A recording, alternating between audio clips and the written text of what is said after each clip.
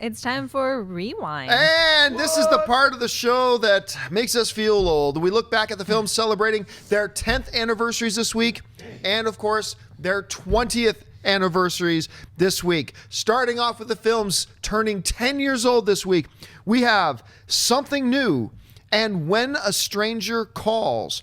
And celebrating their 20th anniversaries this week, I can't believe this one, man. Black Sheep turns 20 years old this week. The Juror, and of course, White Squall, the great Ridley Scott film, according to John Schnepp. So, Schnepp, let's start with you. Which of these films stand out to you? The only one that I can actually remember seeing is Black Sheep. That's it. I mean, I never saw White Squall. I remember seeing the trailer. I was like, I'm not going to see that. Bunch of dumb dudes hanging out on some boat. Forget it. I've had enough of that. And then The Juror, I'm not going to see that. Some weird, stupid courtroom drama. I'm not going to see it. I just remember, like, I saw the trailer and I'm like, I'm not seeing that. And the other two, I don't even know that they existed. Something New is like something I didn't know existed. And I already forgot the other one. When a Stranger Calls. When a Stranger Calls, I think it was the reboot of I never dialed back. I was like, threw the phone away. So the only thing I remember is Black Sheep. And I remember laughing, but I also it's melded with Tommy Boy. So I can't really separate those two movies. Like, I think of scenes and I'm like, is that from Tommy Boy?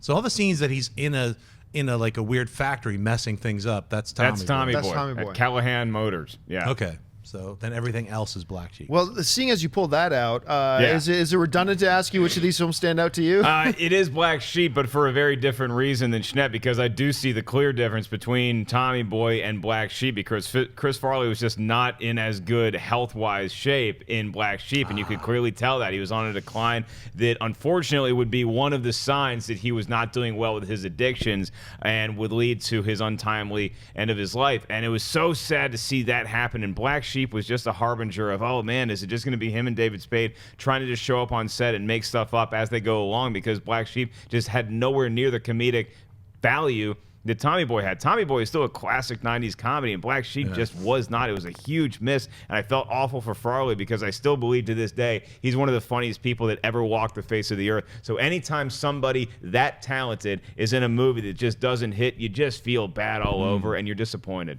Yeah, that is one of the things that stands out to me about Black Sheep. Though I think Black Sheep had some redeeming qualities to it.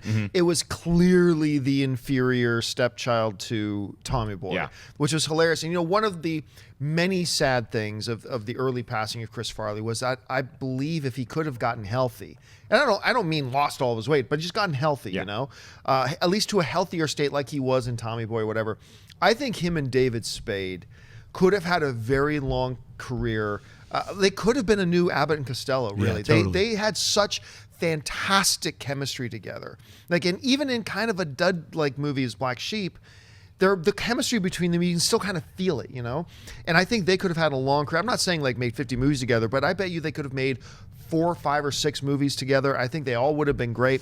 So, yeah, that really stands out to me, So too. what we're all trying to say is go right now and watch Tommy Boy. That's what we're trying to say. If you haven't watched Tommy Boy, by the way, see Tommy Boy. Or watch Farley on SNL. I mean, again, like he's in my top 5 SNL cast members of all time just on that show. He's just a comedic force, And the likes of which we will never see again. Who doesn't have in like their top 5 favorite SNL skits of all time, Chris Farley, Patrick Stewart, Patrick Stewart too,